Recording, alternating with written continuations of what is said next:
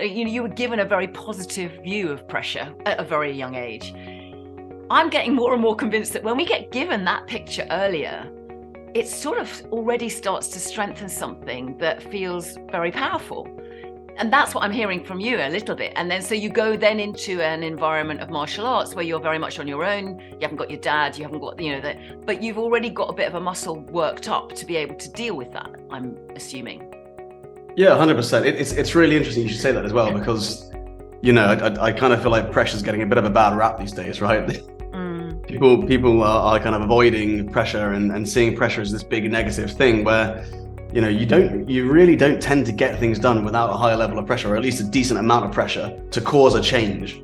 And so for me, especially having worked with, we're essentially talking about children, right, at this stage. And so we're not, having worked with kind of 25,000 children around the world. Yeah. Over the last 10, 12 years.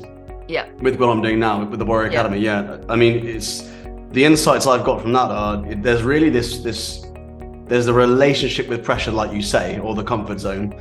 And there's a relationship with, how the parents see it.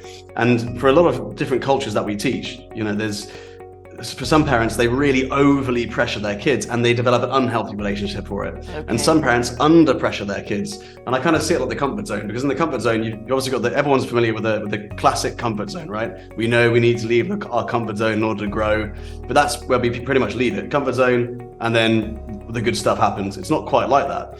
For a lot of people, they've got the comfort zone. They know how to leave that. But for highly competitive parents, they push their children outside of their comfort zone into the hyper anxiety stage. And so this is where they are performing tasks way outside of their ability. They can't complete it. And then they retract back in that comfort zone and they don't want to do it again. And they build that unhealthy relationship with pressure.